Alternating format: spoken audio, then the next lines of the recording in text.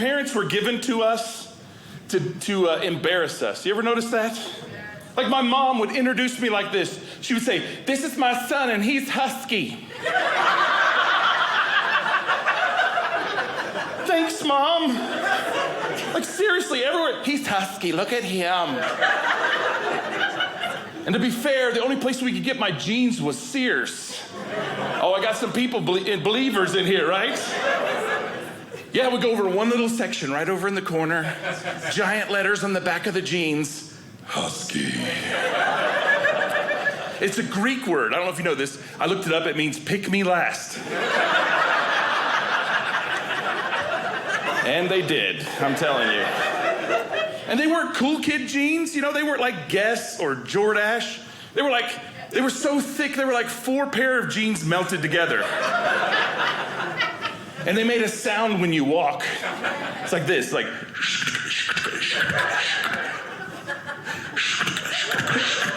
Terrible for hide and go seek. Everybody's just like, "Listen for Hoss, he has Husky jeans on. I think you can hear him sweat."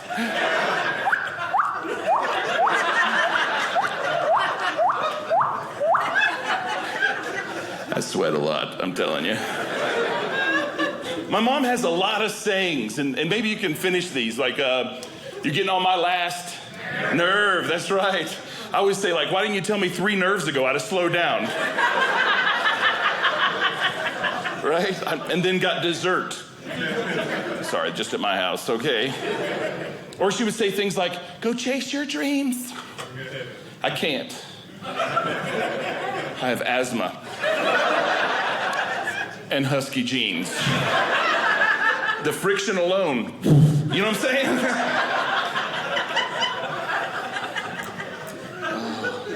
She would say this to me sometimes. She would say, "Go to your room until you learn how to act." I'll be like, "Okay." Come out a few minutes later. "Hark, what light through yonder window breaks is the east, and Juliet is the sun. Arise, fair sun, and kill the envious moon." Shakespeare, thank you.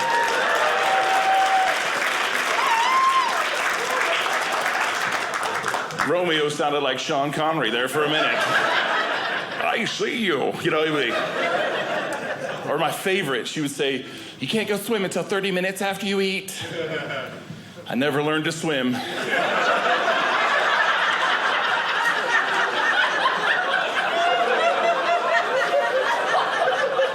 I hope to this summer, though. It'd be great. Man, my dad had sayings, too. And his all rhymed.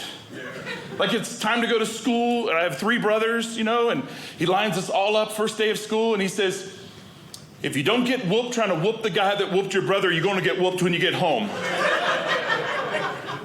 Thanks, Dr. Seuss. Here's the only thing I know about that rhyme. At some point in today, I'm going to get whooped. He would also say this one. Maybe you can finish this. "You go to your room, I'll be there in a jiffy." He never said jiffy. Man, I wish my dad would have said that. He'd be like, "You go to your room and I'll be there in a jiffy." I was like, "Great, Dad, I'll get the Scrabble game out. It's gonna be awesome."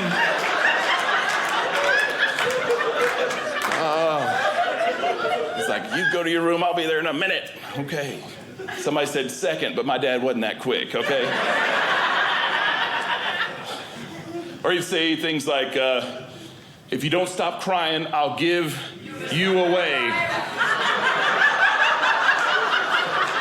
I guess giving you away is something to cry about. Different dads, I guess. I get it. I used to get in trouble all the time, though.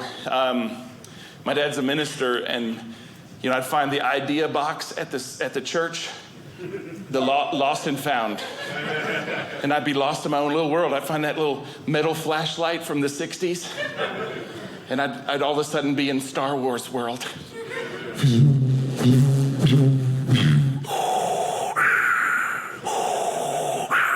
Which incidentally I make now with my CPAP. That same sound.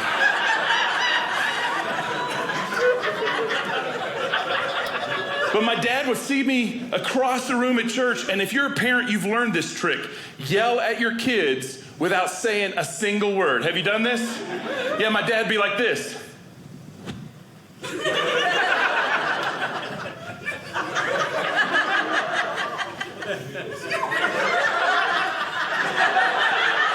And I'd run over there, and he'd like, did you not hear me? No. Then he'd say something silly like, don't make me count to 3.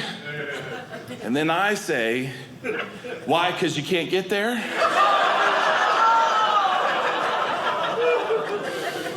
And that's when he became a ventriloquist. Before, no noise came out. Now, noise, no mouth movement. He'd get angry, he's like, I told you to get over here. Look at me, son, look at me.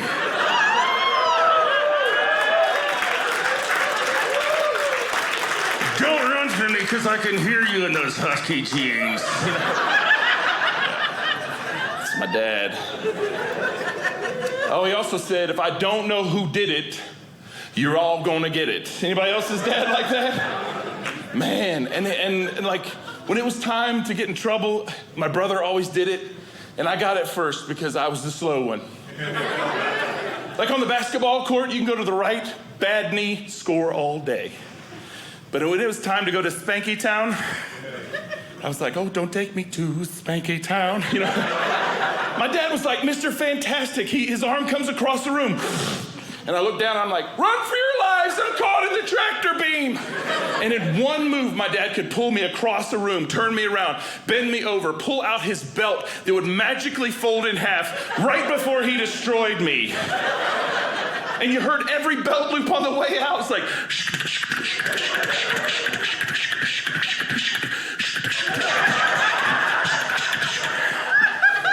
he was Husky too, you know what I'm saying? Our mom would spank us, but it's the weirdest thing. She could conjure up my dad's belt out of thin air. She would just look at you and reach behind her back. I can just imagine my dad's at the church office and he goes, where'd my belt go? I guess one of them did it. I hope they all get it. Yeah. Man, I love sports, but I wasn't any good at sports growing up. I loved baseball. It was one of my favorites. Everybody's looking at me like, didn't you mean football? No.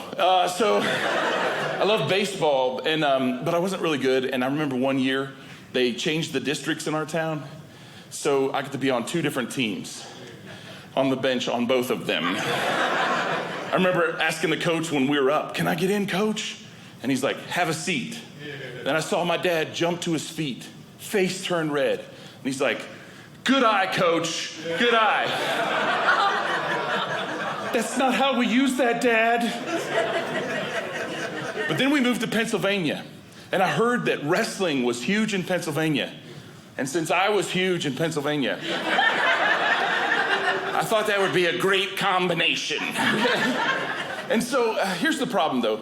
A couple of problems with wrestling. The first problem is at a wrestling meet, they weigh you in your underwear in front of everyone. Exactly. Then they take a Sharpie and write your weight on your arm. I was 10 years old and I weighed 110 pounds. And that's exactly how everybody else reacts. Super silent. But they take that Sharpie and they'd be like, 1, Husky.